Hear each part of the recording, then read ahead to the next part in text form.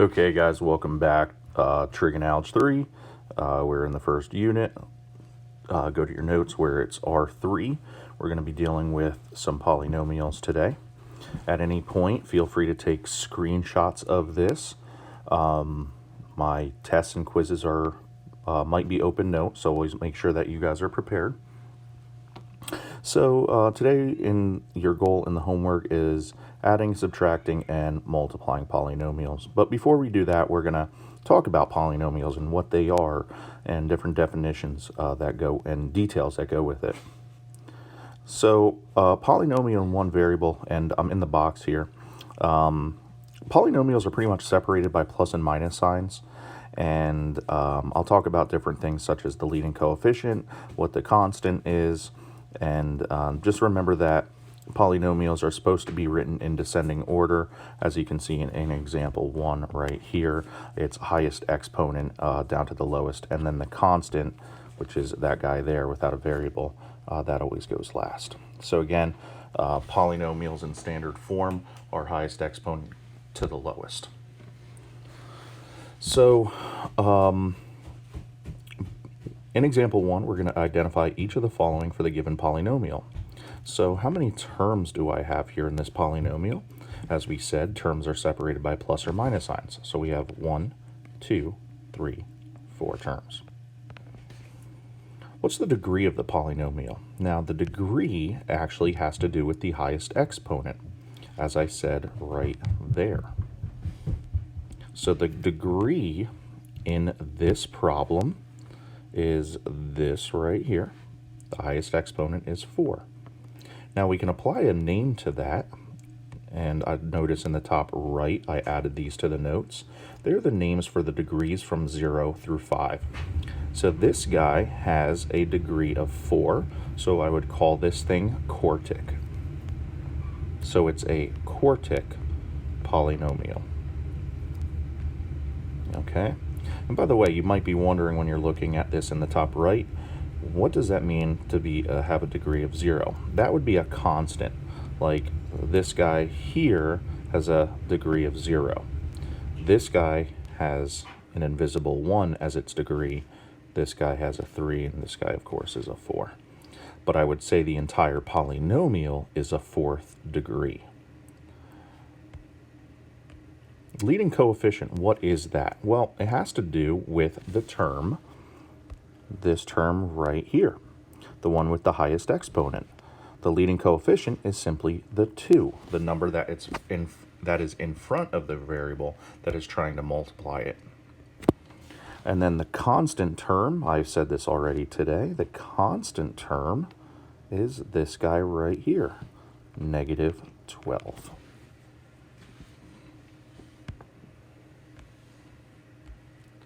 Okay, next up, let's just do some more practice with that. Sometimes polynomials will have more than one type of variable, like it might have a and b in it, or it might have x and y in it. So they are polynomials in several variables. Now, the degree of each term, in this case, would be the sum of the exponents. So the degree, let's look at the first one here. The degree here is invisible 1 plus 3, so the degree of that term is 4. The 8 is a constant, so that's a degree of 0.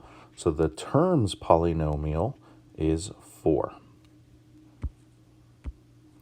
In this one, we're adding the exponent, so the degree of the first term is 6. The degree of the second term is 3 plus 8, 11. The degree of the third term is 1 plus 2, 3 is 3. And the degree of the sixth does not have a variable, degree of 0. So I would say the degree of the polynomial is 11. 11th degree polynomial. Let me go back and mark that 4th degree polynomial. Okay, so example 2, let's do another one. Says find the degree of each term and the degree of the whole polynomial. So the degree of the first term is 1 plus 3 is 4. The degree of the second is 2 plus 4, 6. And the degree of the third is 0. So the degree of the entire polynomial, we take the highest one. It's a 6th degree polynomial. Okay, I know it says assignment here, but there's some things that were cut off in the PDF. So I'm actually going to guide you through some of this assignment. Now, 1 and 2, you guys should be good. That's what I just taught you guys about. Find the degree of each term and the degree of the polynomial. However, I got to help you here with 3, 4, 5, and 6. So, looks like a whole bunch of jumbled mess, but it's actually pretty easy. I want you to look closely what's in between the parentheses, pluses and minuses here. So what we want to do is actually add or subtract like terms. So what we're going to be doing here in this section is combining like terms.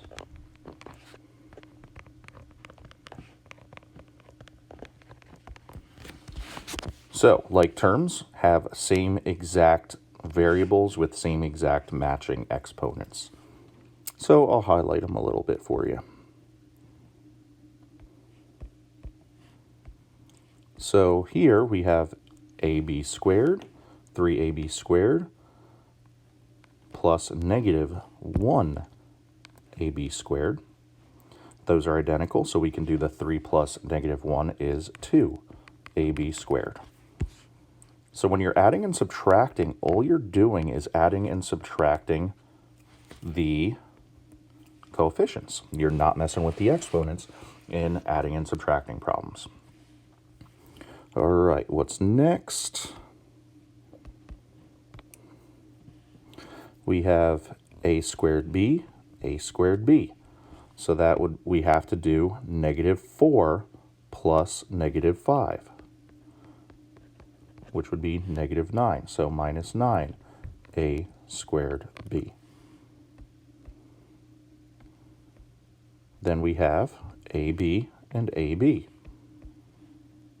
So we add their coefficients. Negative 2 plus 8 would be 6. So put plus 6, ab. And then finally the constants at the end, 6 plus 4. Is 10, so put a plus 10. That's pretty much it for adding like terms. Now let's go on to subtracting. I'll do number 5 for you guys. So let's color code here. We got x. Oh, actually, I'm going to back up a bit. Look at the x to the thirds. I always start with my highest exponent. You always want to do that. So let's make sense of this. This would be negative 1 minus negative 1. What would that be? That's a little... Let's write it out. Negative 1, then a minus, then negative 1. That would change to negative 1 plus 1, which is 0. So guess what? Those are gone. If you have a 0, do not put an x to the third in your answer. All right, now let's move on to the x squareds. So this would be 3 minus 5. So that would be negative 2 x squared. Next would be the x's here and here.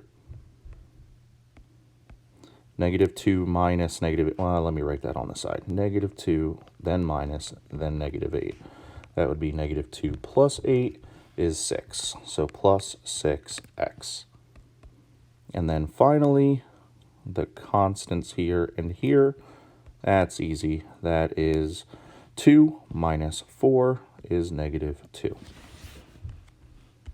Okay, now in the bottom section is multiplication in 7 through 12. I'll help you out with 2 of them. So you guys have been doing this also since Algebra 1 and Algebra 2. So remember, as with anything, feel free to hit up YouTube if you need more examples or more lessons on stuff. From a different voice. Sometimes that is the best. Actually, it works great when people check out more info. So you can easily just go onto YouTube. if you're stuck on this lesson after, like I do, number 7 and 10, you're like, man, I need to see more of that. Just go onto YouTube and type in, it's multiplying polynomials. All right, so here, notice in between the parentheses, there's nothing there. That's called implied multiplication. And so what you have to do is you're going to be multiplying a few times, then at the end, combining like terms. So here, we start with the z. The z is going to multiply here and here. The z is not interacting with the 4. So z times z is z squared. Z times minus 2 is minus 2z. Then we move on to the 4. The 4 is now going to multiply the two terms here and here. So plus 4 times z plus 4 times minus 2 is minus 8. And then after that, we do need to combine like terms. Z squared just drops down. We do have like terms. These guys are like terms. So that'll make negative 2 plus 4 is 2. So plus 2z. And then to bring down your minus 8, and you're done. All right, we got one more. So a lot of people get stuck on this one. It's z plus 6 squared. Let me show you the wrong way. The wrong way, people go, oh, it's going to be z squared plus 6 squared is 36. No, there's a lot of work. There's actually, what you have to do here is write it out 2 times. That's what that exponent outside means. Z plus 6 times z plus 6. And then you have to do your proper multiplying like I did on number 7 above. So you'll start with the z, and you're going to multiply times this and this. Z times z, z times 6, and then move on to the next one. The 6. No, hold on. Okay, so the 6 is now going to multiply by these two things as well. 6 times z, and then 6 times 6. And then now we want to combine like terms.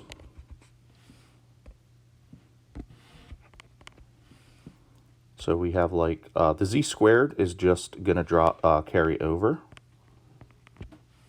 The z's, right, these guys, we can combine. 6 plus 6 will be 12, so plus 12z, and then carry over the plus 36, and then you're done. All right, so the others are pretty similar.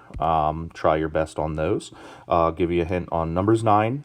Number 9, you're actually going to be multiplying 3 times for each of these, and then number 12, you're going to be multiplying a bunch of times total. So try your best there, and then if you need further help tomorrow, I'll help you out. All right, so what you guys are going to do right now is you guys are going to finish up this page for your assignment. So you may want to feel free to take a screenshot here, and then you will go ahead and finish these up, or actually mark up the PDF, of course, and then send it to me. All right, guys, be good.